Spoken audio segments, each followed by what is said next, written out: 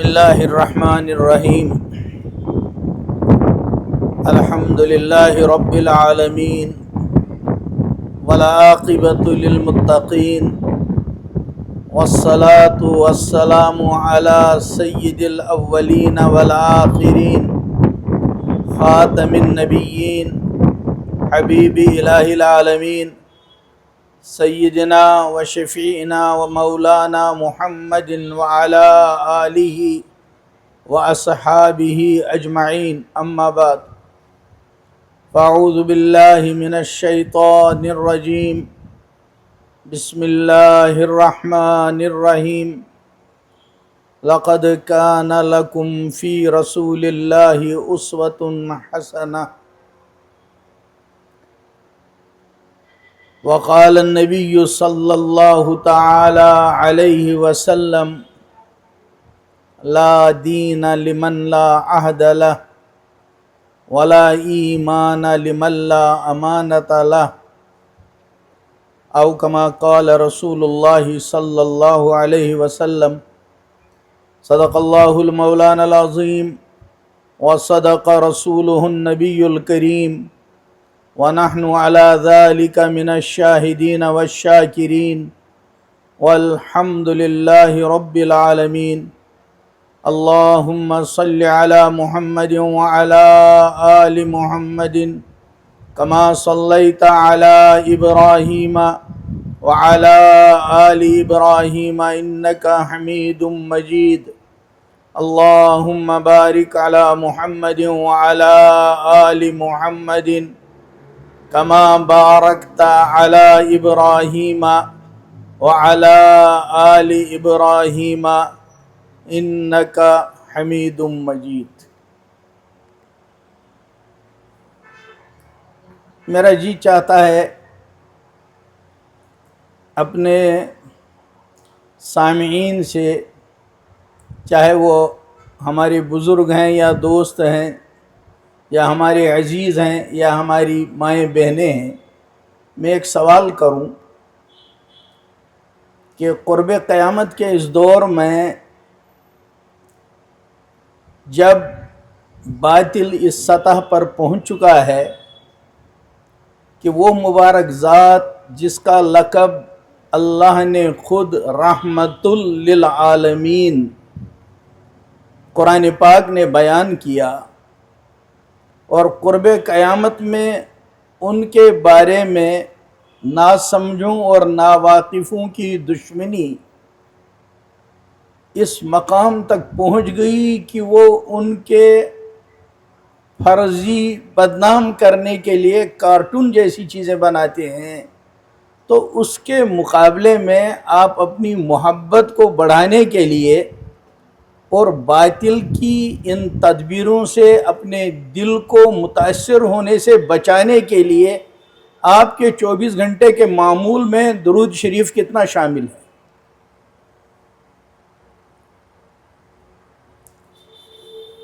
ہمارے مکمل دین کی خصوصیت جہاں یہ ہے کہ ہم کو پاکی کے احکام بتائے گئے، دل میں رکھنے والے عقائد بتائے گئے، ایمانیات، عبادت کا طریقہ اور سلیقہ بتایا گیا، بیوع سکھائے گئے، لین دین کا طریقہ بتایا گیا، معاشرت بتائی گئی، اخلاق بتائے گئے، وہاں ہمارے دین کے کامل ہونے کی بات یہ ہے کہ قرب قیامت سے پہلے پوری دنیا میں کیا کیا حوادث ہوں گے اور ان حوادث میں کتنا خون بہے گا. اس دین کے کامل ہونے کی بات اور خصوصیت یہ ہے کہ ان کو تفصیل سے بیان کیا گیا، اور حدیث کی کتابوں میں اس کو ابواب الملاحم میں تفصیل سے ذکر کیا جاتا ہے. لوگوں کے ذہن منتشر ہیں،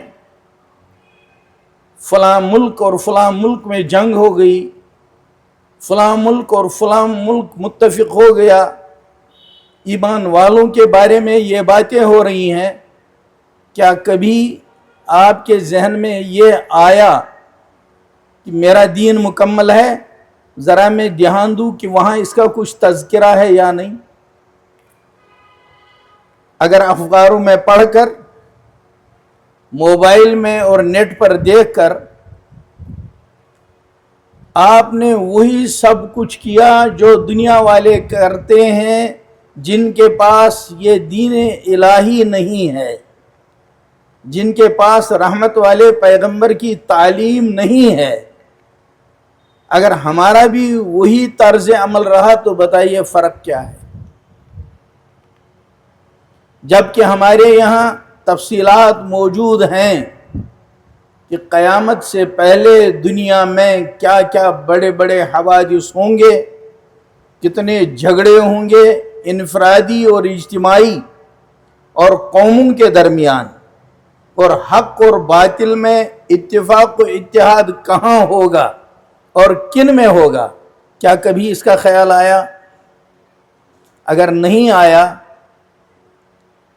تو سوچئے کیا ہمیں اس طرف دھیان دینا چاہیے یا نہیں، یا ذہنوں میں یہی بوجھ ہر وقت لیے رہنا ہے، ٹینشن اور ڈپریشن کو اختیار کرنا ہے، یا ہمیں تلاش کرنا ہے کہ جب ہمارا دین مکمل ہے تو کیا اس قسم کی کوئی چیز ہمیں کتابوں میں ملتی ہے؟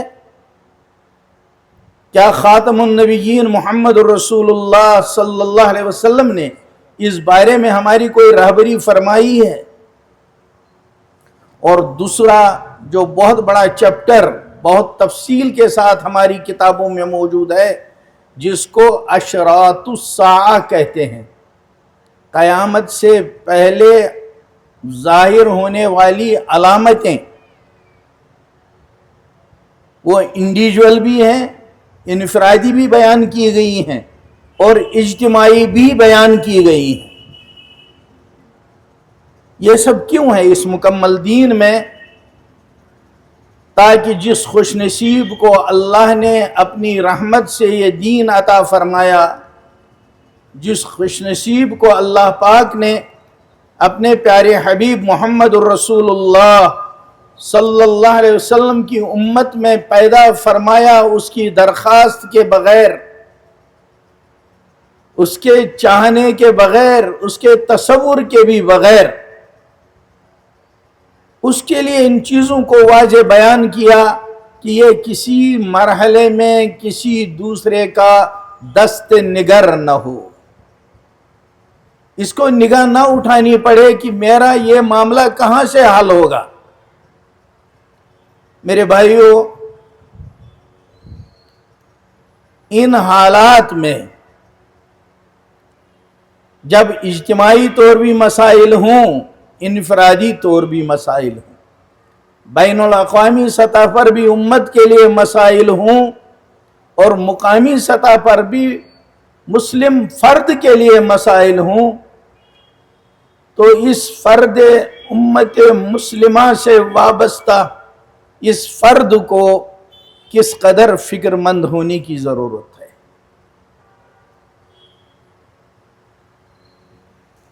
احادیث میں جہاں کتاب الطہارہ ہے، کتاب الصلاح ہے، کتاب البیوع ہے، کتاب الاجارہ ہے، کیا کیا ابواب ہیں، وہاں ایک چیپٹر احادیث میں شمائل کے نام سے ہے۔ شمائل کا کیا مطلب؟ اس چیپٹر میں بحث ہوتی ہے کہ نبی کریم صلی اللہ علیہ وسلم کا روئے مبارک کیسا تھا۔ آپ صلی اللہ علیہ وسلم جب مسکراتے تھے تو آپ کے دندان مبارک دانت کیسے ظاہر ہوتے تھے؟ یہ تو لوگ اس وقت تقریروں کے دوران موبائل فٹ کرنے جاتے ہیں۔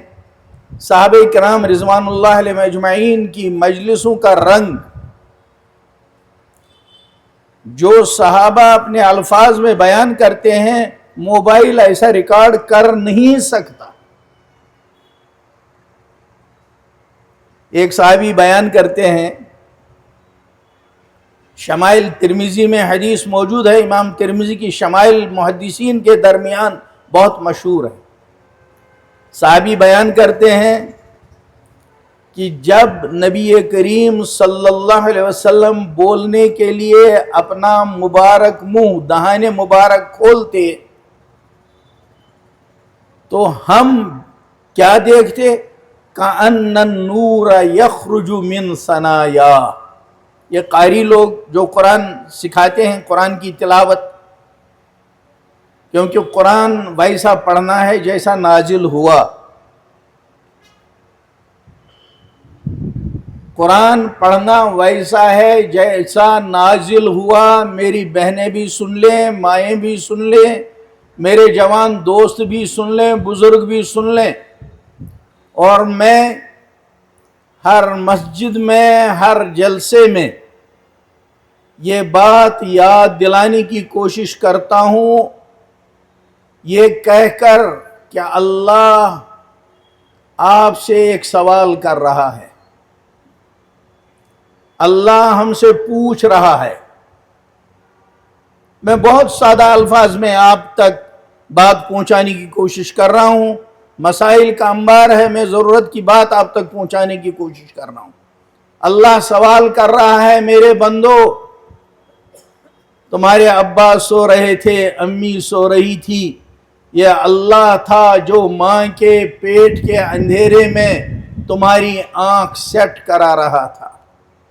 نہ ابا کو معلوم ہے، نہ اماں کو معلوم ہے۔ گویا اللہ یہ بتانا چاہتے ہیں، اندھیرے میں اگر تمہاری آنکھ ٹیڑھی سیٹ ہو جاتی تو تمہارے ماموں زاد، چچا زاد، پھوپھا زاد، تمہارے کزن بھی کل بڑے ہو کر تمہارے نام کے ساتھ کانا اور بہنگا کا لقب لگا دیتے۔ اللہ فرماتے ہیں، یہ میں ہوں اس اندھیرے میں تمہاری آنکھ کو ٹھیک ٹھیک سیٹ کرایا۔ اللہ فرماتے ہیں، یہ میں ہوں جس نے اس اندھیرے میں تمہارے دماغ میں، تمہارے سر میں سری برم، بیلم اور میڈولا کو سیٹ کرایا، میموری کارڈ فٹ رکھوایا۔ یہ میں ہوں جس نے اس اندھیرے میں تمہاری زبان ایسی فٹ کرائی کہ اس وقت تم چہک رہے ہو جب بول رہے ہو۔ میں مجھ سے پہلے جو دونوں حضرات بولے کتنا عالی شان بولے، اللہ کہتے ہیں یہ زبان میں نے فٹ کرائی۔ اس کے بعد اللہ کا سوال ہے، میری دی ہوئی زبان سے، میرے دیے ہوئے اس دماغ سے، میری دیے ہوئے ان آنکھوں سے تم نے میٹرک تک ہر سال اگر ایک ایک کلاس میں 5 سبجیکٹ پڑھے، 5 کتابیں پڑھی، بتاؤ 10 سال میں کتنی کتابیں ہوئیں؟ موبائل نکالو گے حساب کرنے کے لیے یا فوراً بتا دو گے کتنی؟ اللہ کہتا ہے، میری دی ہوئی آنکھ سے، میرے دیے ہوئے دماغ سے، میری بنائی ہوئی زبان سے تم نے ان 10 سالوں میں میٹرک تک کم سے کم منیمم 50 کتابیں پڑھی، محنت کری، میرٹ لے کر پاس بھی ہوئے اور پوزیشنیں بھی لی، لیکن مجھ یہ آنکھ اور زبان بنانے والے نے اپنی بھی ایک کتاب تمہارے پاس بھیجی تھی، اس میں کتنے پارے تھے؟ تو اللہ سوال کرتا ہے، کیا بات ہے تم نے وہ 50 تو مکمل کر لی اور امتحان میں میرٹ بھی حاصل کیا، میرے یہ 30 پارے مکمل کیوں نہیں کیے؟ میں یہ سوال آپ لوگوں سے اپنے اللہ کی طرف سے پوچھ رہا ہوں۔ بولو، اللہ کو یہ سوال کرنے کا حق ہے ہم سے؟ اللہ کو حق ہے یہ سوال کرنے کا؟ جواب کیا ہے؟ یہ سوال اللہ اپنے تمام بندوں سے کرتا ہے۔ جنہوں نے ایمان قبول نہیں کیا ان سے بھی پوچھتا ہے اللہ، تمہارے بنانے والے نے تم کو ایک کتاب دی تھی جس کے صرف 30 جز تھے، بولو 50 تم نے دوسرے سبجیکٹ پڑھ لیے، 50 کتابیں پڑھ لی، میرے یہ 30 پارے کیوں نہیں پڑھے؟ جواب دینا پڑے گا یا نہیں؟ اس لیے میں آپ سے جواب نہیں مانگتا، البتہ ایک وعدہ مانگتا ہوں، اگلے سال اگر کبھی مقدر ہوا، اس سال تو جموں میں بہت تاخیر سے آیا، مجھے احساس ہے مجھے وہ ساری باتیں کہنی چاہیے تھی جو اس وقت کی ہماری امیجیٹ ضرورت ہے، جن کی اس وقت مجبوری ہے، لیکن ان میں سے یہ ایک دو باتیں میں اس مختصر وقت میں عرض کرنا چاہتا ہوں۔ اگر دوبارہ ہماری ملاقات ہوئی بالفرض 6 مہینے یا سال بھر کے بعد، اس وقت آپ میں سے کتنے لوگ ہیں جو یہ کہیں گے مولانا واقعی غفلت ہوئی تھی، اللہ کی دی ہوئی آنکھوں، زبان اور دماغ کے باوجود 50 کتابیں ہم نے دوسری پاس کر لی تھیں، لیکن جب اپنے ہم کو یاد دلایا اس وقت میں نے 5 پارے پڑھے تھے، 25 باقی تھے، میں نے 10 پڑھے تھے، 20 باقی تھے، میں نے 25 پارے پڑھے تھے، 5 ہی باقی تھے۔ اسی دن سے میں نے پکا ارادہ کیا اور اگلے دن صبح میں نے انتظام کیا، مولانا آج میں آپ سے اس حال میں مل رہا ہوں، اللہ کے فضل سے میں نے 30 پارے مکمل کر لیے ہیں۔ کتنے لوگ ہیں جو آج کی مجلس میں یہ وعدہ کرتے ہیں؟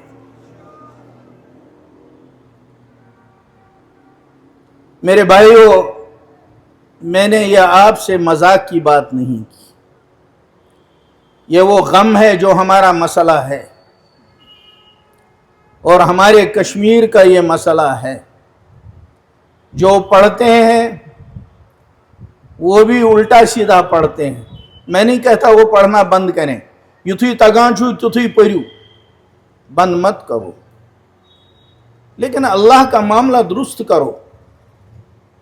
ہمارے پاس جو کچھ ہے یہ اللہ کا ہے، اللہ کے کلام سے ہم صرف نظر نہیں کر سکتے، اللہ کے کلام کو اسی انداز سے پڑھنا ہے جیسا وہ نازل ہوا ہے،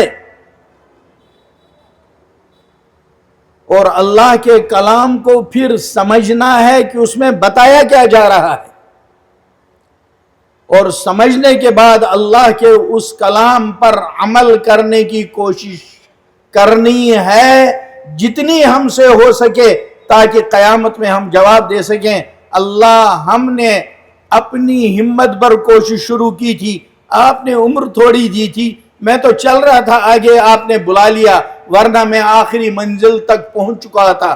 بولو کرنے کا ارادہ ہے یا نہیں؟ اللہ تمہارے ارادے میں کامیابی دے۔ میرے بھائیو، آج کی تاریخ میں ہم جس پوزیشن میں ہیں، قرآن ہم سے کہتا ہے جعلناکم شعوبا وقبائل لتعارفوا، اپنی طرف اللہ نے نسبت کی ہے کہ ہم نے تم کو بنایا، الگ الگ قبیلے، الگ الگ شاخیں، اللہ کہتا ہے، اپنے پاک کلام میں کہتا ہے، لیکن ساتھ کہا ہے لتعارفوا، تاکہ تم ایک دوسرے کو پہچان سکو، تاکہ تم ایک دوسرے کو پہچان سکو۔ رحمت اللہ کے نام سے 50 آدمی ہو سکتے ہیں، اگر قبیلے کا، محلے کا تعارف نہ ہو تو شاید پہچاننا مشکل ہو جائے، ملاقات کرنی ہو شاید ملنا مشکل ہو۔ قرآن نے کہا یہ صرف پہچان کے لیے ہے، تمہارے اندر کوئی بڑا چھوٹا نہیں ہے، اس سے سید ہو، میر ہو، پیر ہو، ڈار ہو، اور آپ کو برا نہ لگے، میں ذرا بات سمجھانے کے لیے بہت آسان بنا کر کہتا ہوں، گوجر ہو، پہاڑی ہو، کشمیری ہو، شینا بولنے والا ہو، پنجابی ہو، مراٹھی ہو، کوئی بھی ہو، اپنی قوم اور ذات کے اعتبار سے قرآن کہتا ہے کوئی بڑا چھوٹا نہیں ہے، اور معیار ایک دیا، ان اکرمکم عند اللہ اتقاکم، جس کے پاس تقوی ہے وہ بڑا ہے۔ کیسی عجیب بات ہے، باطل میرا اور آپ کا ذہن بنائے اور باطل اس کوشش میں کامیاب ہو وہ ہم قرآن سے ہم کو ایسا کاٹ دے، کشمیری اپنے کو بڑا سمجھنے لگے،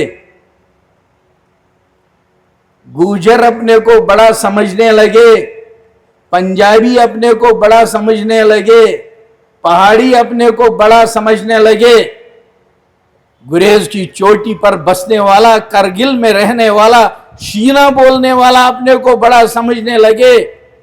کیا ایمان والوں کو یہ زیب دیتا ہے؟ اس مجلس میں اسوہ حسنہ کہا قرآن نے، محمد اسوہ حسنہ ہیں صلی اللہ علیہ وسلم۔ یہ عہد کر کے اٹھو، یہ عہد کر کے اٹھو میرے بھائیوں کہ ہم شیطان کو شکست دے دیں گے، ہم کو کوئی تقسیم نہیں کرے گا۔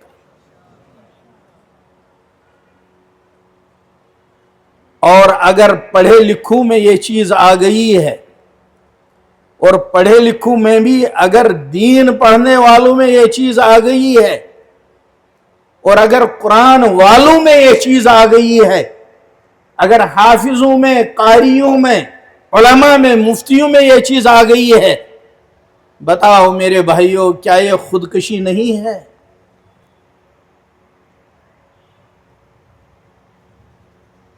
میں نے جو صحابہ کی حدیث سنائی تھی، انہوں نے کہا یہ قاری کہتے ہیں، دانتوں کے 32 دانتوں کے الگ الگ نام، ان میں جو سامنے کے 2 دانت ہیں ان کو وہ ثنایا کہتے ہیں، اوپر والوں کو علیا اپر، نیچے والوں کو سفلا لور۔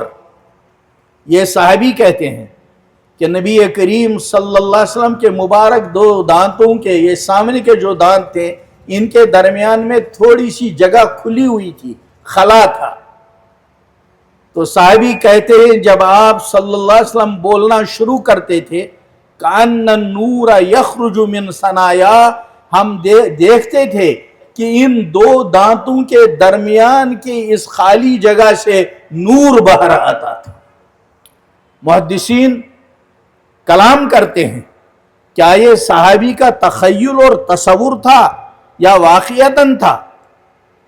بخاری اور مشکات کے شارح ہیں بہت عظیم الشان ملا علی قاری علیہ الرحمہ، علم کے پہلوان ہیں، میدان کے شاہ سوار ہیں، وہ کہتے ہیں کہ یہ صحابی کا تخیل نہیں بلکہ واقعتاً جب آپ بولتے تھے تو ظاہر آنکھوں سے نظر آتا تھا کہ آپ کے دہان مبارک سے نور باہر آتا تھا۔ ایک دوسرا صحابی اسی شمائل میں اپنا واقعہ بیان کرتا ہے، کہتا ہے ہمارے گاؤں والے آپس میں مشورہ کرتے تھے ہم جائیں گے اور جا کر ہم مدینہ میں ان سے ملاقات کریں گے، یہ جو دین کی دعوت لے کر آئیں گے۔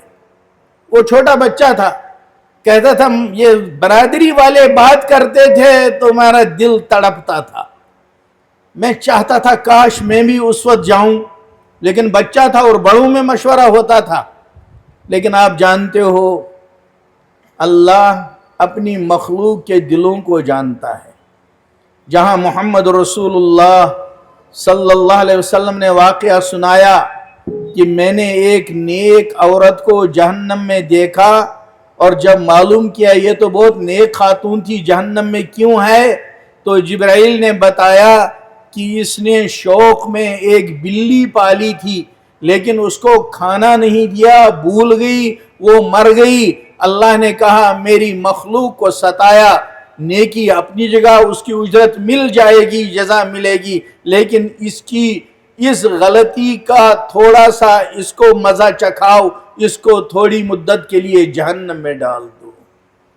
جو اللہ اپنی مخلوق بلی کو ستانے پر، اس کو کھانا نہ دینے پر نیک خاتون کو جہنم میں ڈالے گا، اس اللہ کی ہاں انصاف کیسا ہوگا؟ باقی معاملات کیسے ہوں گے؟ وہ اللہ ہر ایک کے دل کا خیال کرتا ہے۔ اور مولائے روم نے تو عجیب واقعہ انہوں نے تو سٹوریز میں سنایا۔ آج کے باطل کی چال یہ ہے وہ آپ کو سمجھاتا ہے، اور آپ بھی خوب جانتے ہیں وہ کہتے ہیں آپ کے علماء سٹیجوں پر کہانیاں سناتے ہیں اور آپ بھی ان کی سن کر ہاں ہاں کرتے ہیں. یہ بین الاقوامی دنیا کا فلسفہ ہے. جھوٹ کو اتنا بار بار کہہ کر راشد کر دو کہ خود جھوٹ بولنے والے اور بنانے والے کو وہ جھوٹ سچا لگنے لگے, اس کو بھی ذہن میں آنے لگے شاید یہ سچ ہے. وہ دنیا جو ہم کو, آپ میں سے بھی اکثر نے اولڈ میتھڈ پڑھا ہوگا, 9th اور 10th میں پرانے میتھڈ میں گرامر الگ تھا, ٹرانسلیشن الگ پڑھاتے تھے, پروز اور پوئٹری اور سٹوریز الگ الگ پڑھاتے تھے. ہیں اس زمانے کے پڑھنے والے کچھ یہاں موجود؟ تو اس میں سٹوریز میں ان کو ہمیں ایک جملہ مورل یاد کرانا ہوتا تھا, یونین از اسٹرنگتھ, یہ مورل کی ایک سطر انہیں سکھانی ہوتی تھی. اس کے لیے پوری سٹوری بوڑھے کی پڑھاتے تھے. بوڑھا تھا, اس کے بچے لڑتے تھے, اس نے سوچا کیسے سکھاؤں گا, یاد آ گیا, پڑھا ہے کسی نے؟ کتنوں نے پڑھا؟ ہاتھ اوپر دکھاؤ. ماشاءاللہ. اور پھر کہا توڑو, نہیں, سب نے کھول کے دیا تو توڑ سکے, بنڈل بنا کے دیا نہیں توڑ سکے, اور سمجھایا دیکھو اتحاد میں طاقت ہے. یہ ایک سطر مورل یونین از اسٹرنگتھ سمجھانے کے لیے, ان دنوں تو استادوں کو پٹائی کی بھی اجازت تھی, آج جرم ہے. اور ہمارے علماء سمجھے, حضرت مفتی محمد حسن گنگوہی رحمت اللہ علیہ فرمایا کرتے تھے, قرآن کا اپنا جلال ہے, اور قرآن پڑھانے والے استاد میں قرآن کا جلال منتقل ہوتا ہے, اس لیے لاٹھی ہاتھ میں لیتا ہے. لیکن اللہ واسطے یہ زمانہ اب چھڑی ہاتھ میں لینے کا نہیں ہے. مسائل پیدا مت کرو مدارس کے لیے, خود دلچسپی ہو یا نہ ہو, سسٹم کو خراب مت ہونے دو. یہ زمانہ لاٹھی ہاتھ میں لینے کا نہیں ہے, شفقت سے اولاد کی تربیت کرنے کا ہے. حدیث میں ہے جو لاٹھی کا تذکرہ ہے وہ تو صرف لٹکا کر رکھنے کا ہے, مارنے کا تو نہیں ہے. روب کا بتانا الگ چیز ہے.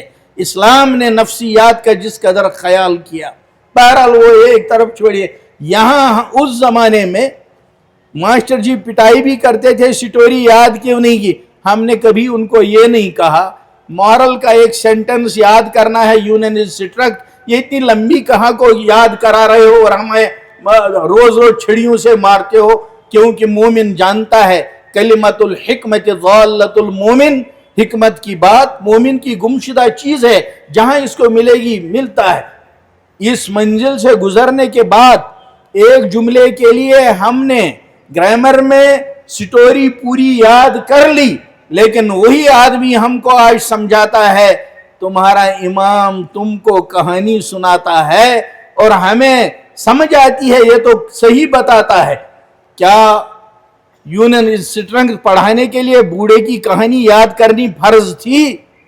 ہم نے تو اس وقت اس کو یاد کیا. اس وقت کیوں نہیں تم نے کہا کہانیاں پڑھائی جا رہی ہے, مورل کا ایک جملہ پڑھاؤ؟ اور جب ہمارا امام جمعے میں وَإِذْ قَالَ رَبُّكَ لِلْمَلَائِكَةِ إِنِّي جَاعِلٌ فِي الْأَرْضِ خلیفہ والا واقعہ قرآن کا بیان کرتا ہے, جس میں ڈارون کے نظریے کا رد ہے. اس میں اللہ بتاتا ہے کہ ہم نے انسان کو کیسے پیدا کیا, ہم نے بندر سے انسان نہیں بنایا, انسان حادثاتی طور پر نہیں بنا. یہ واقعہ قرآن پاک کا ہمارا مولانا بیان کرتا ہے, اس کو یہ پورا فلسفہ عقیدے کا ہمیں دینا ہے, لیکن ہم ان کی باتوں میں آ گئے. آج ہماری زبان پر ہے کہ جمعے پر امام صاحب کیا بولتے ہیں, کہانیاں سناتے ہیں. میں ان لوگوں کی بات نہیں کرتا جو ہفتے میں پریپریشن نہیں کرتے جمعہ کے لیے. لازم ہے ہمارے اماموں کو, اور ہمارے وطن میں اس کشمیر میں میر وائز کا عہدہ اس لیے تھا, مفتی کا عہدہ فتاویٰ کا تھا, قاضی کا عہدہ جج کا تھا. میر وائز کا کام اس ریاست میں اس زمانے میں, اس وقت تو یہ ملک کشمیر تھا, میر وائز کا کام تھا وہ ہفتے میں دیکھتا تھا اس ہفتے کا ایشو کیا ہے, اس کے مطابق وہ آیات قرآنیہ, احادیث مبارکہ اور اکابر کے واقعات کو لیتا تھا. اس ہفتے کا خطبہ وہ ہوتا تھا اور سارے ملک میں وہی ایک خطبہ ہوتا تھا. یہ تو چونکہ انطاعت ہو گیا, جس کو کوئی روزگار نہیں ملا اس نے سوچا چلو اب اور کچھ نہیں تو امام ہی بن جاؤں. اور یہ اسلام کی وسعت ظرفی ہے، ہر ایک کو جگہ دے دیتا ہے. وہ کہتا ہے تھوڑی سی محنت کرو. دوسرے مذاہب میں آپ کو یہ ملے گا کہ اگر کوئی پست طبقے والا، ان کے ہاں اونچ نیچ ہے، اگر کوئی پست طبقے والا مذہبی کتاب کا ماہر ہوگا تو اس پست طبقے والے کا جرم مانا جائے گا، اس کی آنکھ میں سلائی گرم کر کے پھیری جائے گی تم نے کیوں ایسا کیا. لیکن ہمارے ہاں یہ نہیں. ہمارے ہاں میں آپ کے سامنے ہوں، ہمارے آبا و اجداد پتہ نہیں کیا رہے ہوں گے اس زمانے میں جب تک اسلام نہیں آیا تھا، پتہ نہیں کس پنڈت خاندان سے ہم رہے ہوں گے، لیکن جب ہم نے قرآن پاک کو پڑھا، حدیث پاک کو پڑھا، فقہ کو پڑھا، تو اسلام یہ مقام دیتا ہے کہ اس وقت سیرت کی مذہبی آخری پیغمبر کے اجلاس کی صدارت پنڈتوں کی اولاد کر رہا ہے. یہ ہمارا اسلام ہے جس میں گنجائش ہے کوئی کسی مذہب کا آئے اور وہ اللہ کی کتاب کو پڑھے، اللہ کے آخری پیغمبر کی تعلیمات کو سمجھے، اس کی مہارت حاصل کرے، تو امت مسلمہ سادات تک اس کو اپنا امام بناتے ہیں. صحیح ہے یا غلط ہے؟ اپنے اسلام کو پہچانو. کیسے کوئی دوسرا ہمارے ذہن کو بگاڑنے میں کامیاب ہوگا؟ میرے بھائیوں، مولا روم کا میں واقعہ آپ کو سنا رہا تھا. انہوں نے لکھا کہ جانوروں کی میٹنگ ہو رہی تھی. ہاتھی بھی تھا، بھینس بھی تھی، گھوڑا بھی تھا، گدھا بھی تھا، چونٹی بھی تھی. ہر آدمی اپنی تمنا ظاہر کر رہا تھا. چونٹی نے کہا میرا جی چاہتا ہے، میں نے سنا ہے کعبہ ہے، میرا دل کرتا ہے ایک دفعہ کعبے کو دیکھ لیتی اور اس کا طواف کرتی. ہاتھی بھی بہت زور سے ہنسا اور گھوڑا تو ہنستا ہی تھا. سب ہنسے. اللہ جانتا تھا میری مخلوق کیا کہتی ہے. آپ میں سے جو گئے ہیں مکہ، اللہ ان کو بار بار لے جائے. جو ابھی نہیں گئے ہیں اللہ ان کے لیے دروازہ کھول دے. وہاں کبوتر ہوتے ہیں. اللہ نے کبوتر کے دل میں ڈالا حرم کے، اڑ اوپر وہ اڑا، اس سیدھ میں آیا جہاں جانوروں کی میٹنگ ہو رہی تھی. دل میں ڈالا نیچے اتر، کبوتر نیچے اترا. چونٹی کو کہا چڑھ جا. اس کو تو کبوتر کی ٹانگ ایسی لگی جیسا موٹا پلر. چڑھ گئی ٹانگ پر. اللہ نے کبوتر کے دل میں ڈالا، واپس اس نے اڑان بھری اور آ کے کعبہ کے اندر اتر گیا کبوتر، اور چونٹی کعبے کا دیدار کر گئی. اللہ ایسا ہے. اللہ نے ہجرت کے موقع پر اگر جنگل کا ہی جانور لانا تھا، کنگ آف جنگل شیر تھا، اس کو ڈیوٹی لگاتے غار کے باہر، انسانوں کو لگاتے. جبریل سے کہتے کہ اندر دو سردار ہیں، ایک پیغمبروں کا سردار محمد الرسول اللہ صلی اللہ علیہ وسلم، اور دوسرا اس امت کا سردار ابو بکر صدیق رضی اللہ عنہ. دو سردار اندر بیٹھے ہیں، دو بادشاہ. پروٹوکول کا تقاضا ہے جبریل تو ملائکہ کا سردار ہے، گیٹ پر ڈیوٹی دیتے. جبریل کا جواب کیا ہوتا؟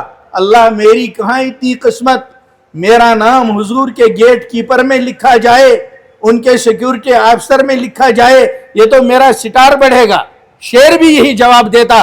لیکن میرے اور آپ کے لیے اللہ کو قیامت تک نمونہ رکھنا تھا.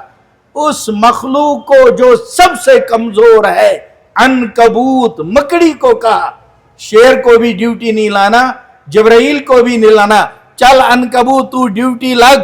اور یہ کہا تیری بھی ضرورت نہیں ہے، اپنا جالا تن دے. قرآن نے اس جالے کے بارے میں کہا ان اوہن البیوت لبیت العنکبوت. شیر بھی گھر بناتا ہے، یہ چڑیا کیسا خوبصورت گھر بناتی ہے، لیکن عنکبوت کا گھر کیسا، چھوٹا بچہ گھاس کا تنکا اٹھائے تو اس کا گھر تہس ناس ہو.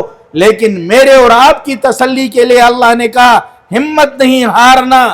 اللہ ان دو اتنے بڑے بادشاہوں، پیغمبروں کے سردار اور اس امت کے سردار کی حفاظت کا کام عنکبوت کے جالے سے لے سکتا ہے.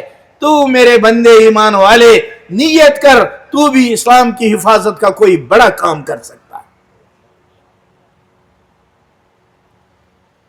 इसलिए मेरे भाइयों, वो जो छोटा बच्चा कहता है मेरा दिल तड़पता था हुजूर जाएं, हुजूर की खिदमत में मेरा काफिला जाए, मैं भी जाऊं, लेकिन कह नहीं सकता था। शमाइल में रिवायत मौजूद है, जब काफिला गया उस बच्चे के बाप ने उससे कहा चल तू भी मेरे साथ।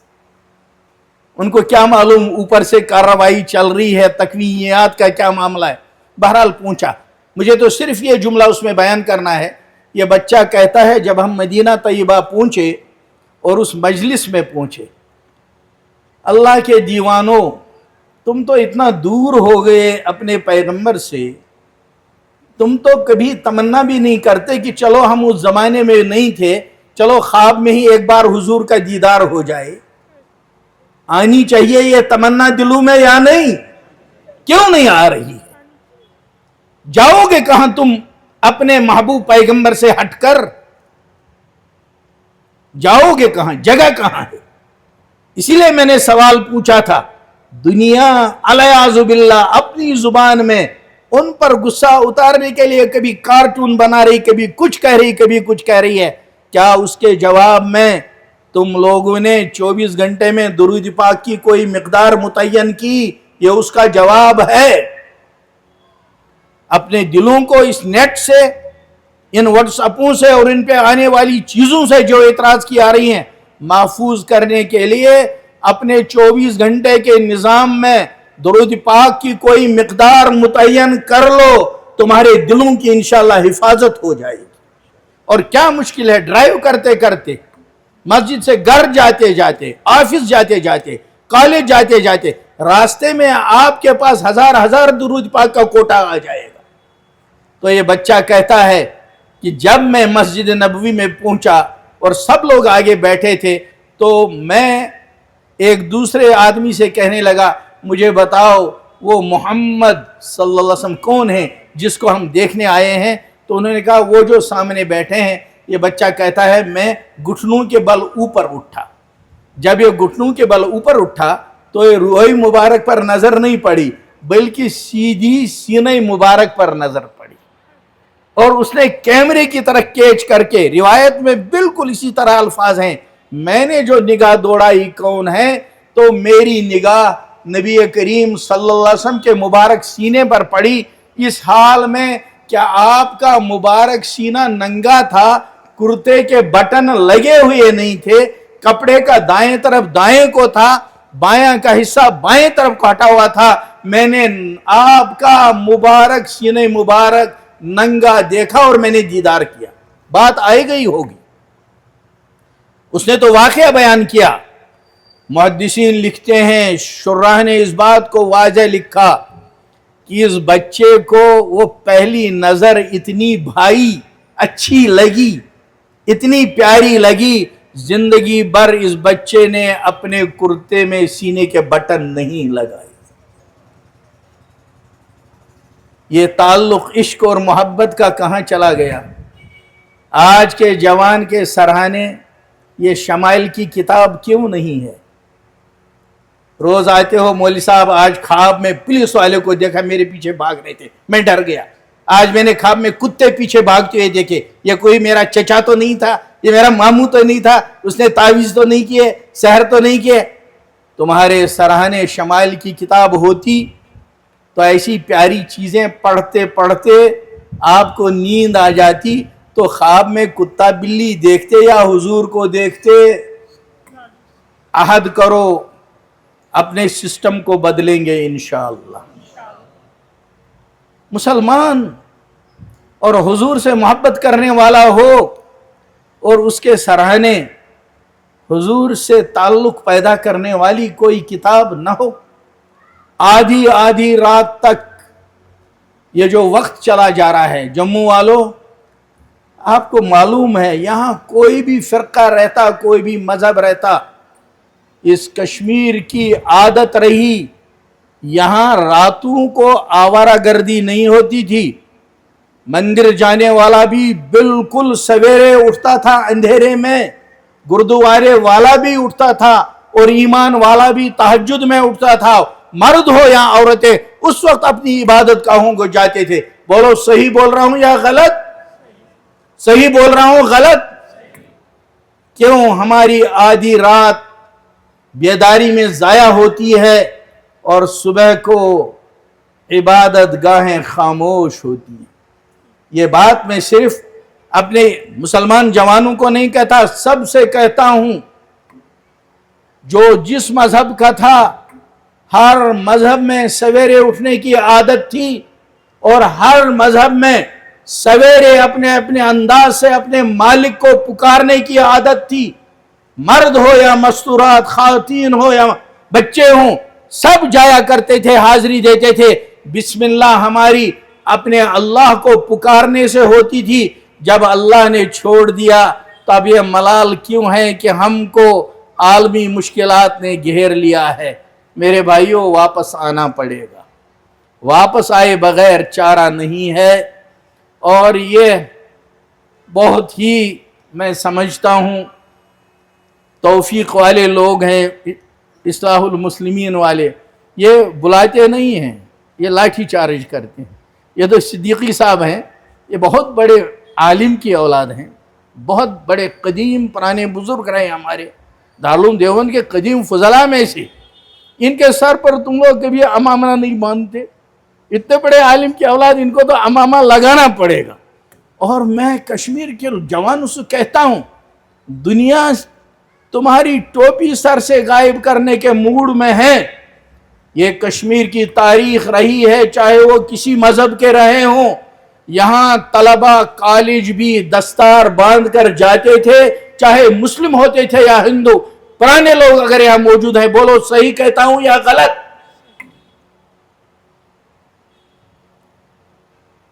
اپنے وطن کے ورثے کو سنبھالو، یہ کوئی غلط بات نہیں ہے۔ ہمارے یہاں کی مستورات چاہے کسی مذہب کی ہوں، وہ گھونگھٹ جانتی تھیں، کسی بھی مذہب کی ہوں وہ پردہ جانتی تھی۔ ہمارے وطن میں نشے کا نام و نشان نہیں تھا۔ کیوں کسی کو، ہمارے جوان کو یاد دلانا پڑے گا کہ ڈرگز سے بچو؟ ہمارے یہاں تو جو پیشاب کا حکم ہے وہی شراب کا حکم ہے۔ پیشاب کا قطرہ بدن کو لگے، کپڑے کو لگے، دوہے بغیر اس میں نماز نہیں ہو سکتی۔ بعین یہی حکم ہمارے یہاں شراب کا ہے، کپڑے پر لگے گا، جب تک دھوئیں گے نہیں شراب کا قطرہ تب تک اس میں نماز جائز نہیں۔ بدن کو لگے گا، جب تک دھوئیں گے نہیں بدن پاک نہیں ہوگا۔ ایسی سوسائٹی میں یہ کہنے کی ضرورت پڑے جوان سے کہ نشے سے دور رہنا کیسی عجیب سی بات ہے۔ والدین، ان کے لیے بہت ضروری ہے اپنی اولادوں کو وقت دے دیجئے، اپنی اولادوں سے غافل نہ رہیں۔ میرے بھائی، جہاں ان کی تعلیم کا آپ پر حق ہے، ان کی تربیت کا حق ہے، وہ زمانہ ایسا تھا جوان بچی کو دفن کیا جاتا تھا زندہ۔ لڑکی کا باپ بننا بہت برا مانا جاتا تھا۔ ایسے ماحول میں محمد رسول اللہ صلی اللہ علیہ وسلم نے فرمایا، یہ لڑکی اگر ماں ہے تو اس کے قدموں کے نیچے جنت ہے۔ یہ لڑکی اگر بیٹی ہے، دو مبارک انگلیوں کو ملا کر کہا، من عال جاریتین، جس نے جو دو لڑکیوں کی پرورش کی، ان کو پالا پوسا، ادب اچھا دیا، تعلیم اچھی دی اور پھر اچھی جگہ نکاح کیا، قیامت میں اس کا اعزاز یہ ہوگا جس طرح دو انگلیاں اکٹھے ہیں، ایسے ہی ایسا باپ قیامت میں میرے ساتھ ہوگا۔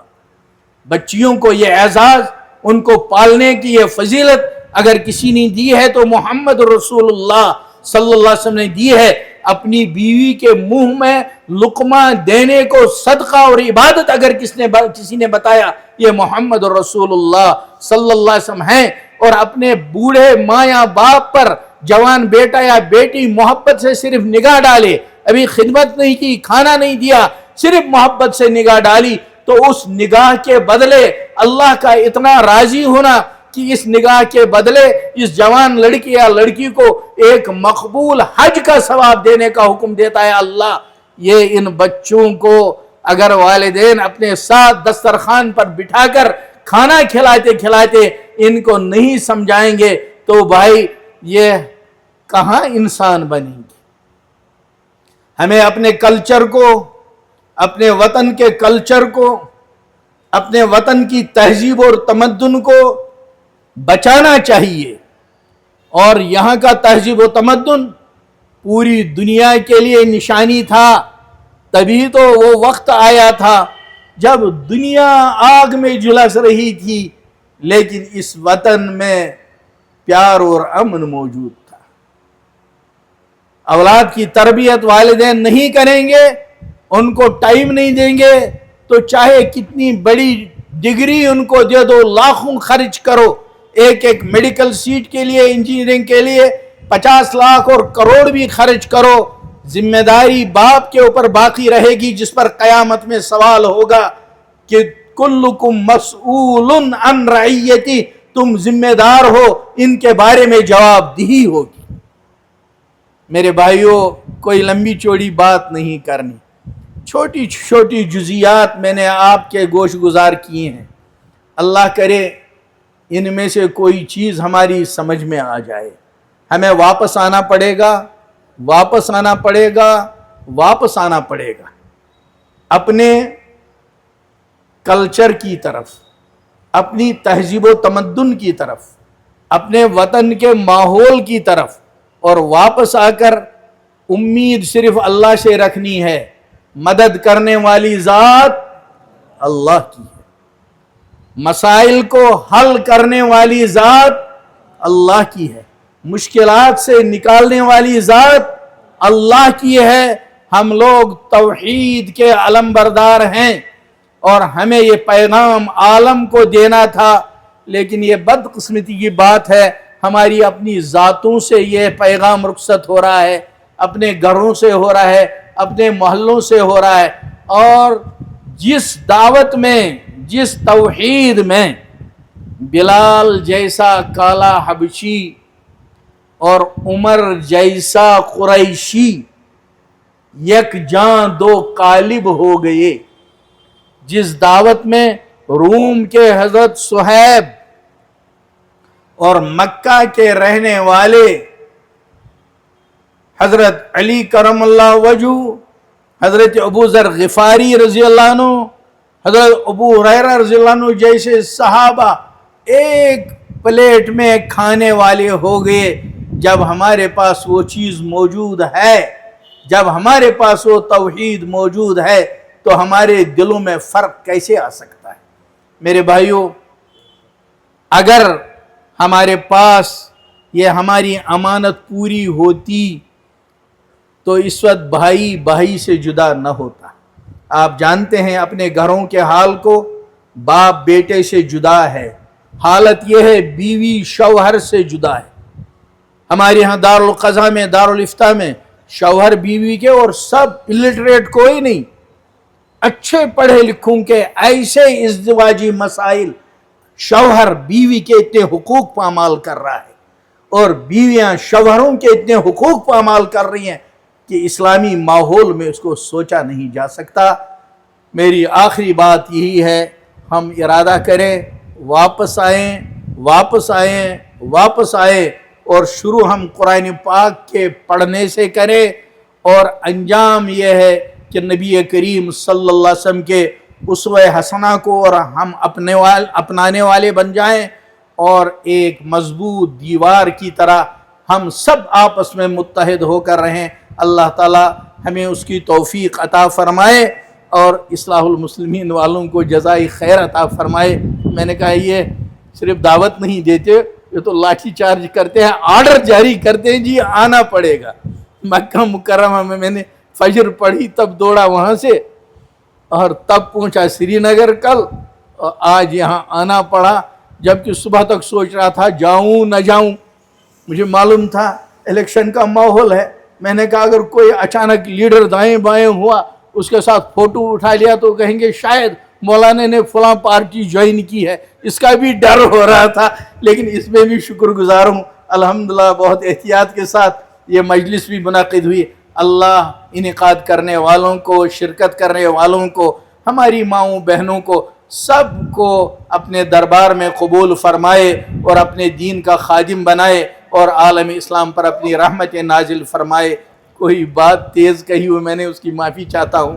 وآخر دعوانا ان الحمد للہ رب العالمین۔ اور کوئی نہیں دعا کرنا؟ چلو دعا مانگ لو بھائی۔ اللہم صلی علی سیدنا مولانا محمد وعلی آل سیدنا محمد واصحاب سیدنا محمد وبارک وسلم علیہم۔ ربنا آتنا فی الدنیا حسنہ وفی الآخرۃ حسنۃ وقنا عذاب النار۔ یا اللہ اس اجتماع کو قبول فرما، کہنے سننے سے زیادہ عمل کی توفیق عطا فرما۔ یا اللہ عالم اسلام پر اپنی رحمت نازل فرما۔ یا اللہ تمام انسانیت کو ہدایت سے نواز دے۔ اے اللہ تمام عالم میں ہدایت کی ہوائیں چلا دے، اپنے تمام بندوں کو دین حق کی طرف توجہ فرما دے یا اللہ، اور جن کے حق میں تیرے حکمت برے فیصلے میں ہدایت مقدر نہیں ہے، اللہ وقت کے ان فرعونوں کی کمر کو توڑ دے یا اللہ، وقت کے نمرودوں کی نار کو ایمان والوں کے حق میں گلزار بنا دے، جیسے ابراہیم پر تو نے نار کو گلزار بنا دیا تھا۔ یا اللہ بہت حاجات لے کر ان مجلسوں میں لوگ آتے ہیں، آپ سب کی حاجات کو جانتے ہیں۔ کسی کے گھر میں مالی مسائل ہیں، روزگار کے مسائل ہیں، اللہ کورونا کے بعد سے تو جابوں کے بھی مسائل ہیں، صحت کے بھی مسائل ہیں، کسی کے گھر میں بچوں کے مسائل ہیں، کسی کے عزت کے مسئلے ہیں۔ یا اللہ اپنی رحمت سے نبی پاک صلی اللہ علیہ وسلم کی نسبت سے قائم اس مجلس کی برکت سے تمام کی حاجات کو پورا فرما دے۔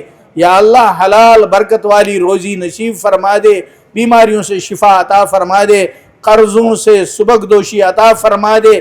یا اللہ جو بچیاں اور بچے نکاح کی عمروں کو پہنچ چکے ہیں ان کو اپنے خزانوں سے نیک صالح جوڑے عطا فرما دے، شریعت کے مطابق نکاح نصیب فرما دے۔ یا اللہ جن کے نکاح ہوئے ان کو اولاد صالح عطا فرما دے، جن کو اولادیں دی ہیں اللہ ان کو والدین کا فرما بردار بنا دے، ان کی آنکھوں کی ٹھنڈک بنا دے، ان کے بڑھاپے کا سہارا بنا دے۔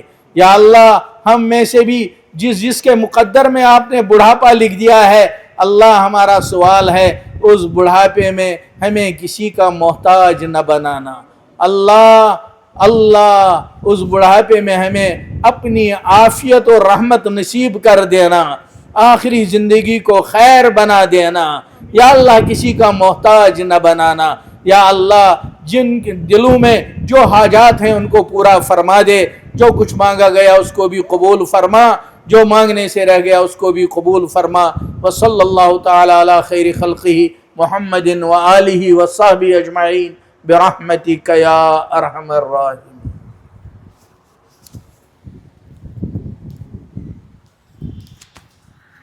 سامعین کرام، اسی کے ساتھ ہمارے آج کے اس جلسے کی کارروائی ختم ہوتی ہے۔ اللہ تبارک و تعالیٰ جو یہاں پہ پیش کیا گیا اس کے بعد نماز عشاء کی اذان ہوگی، نماز میں شامل۔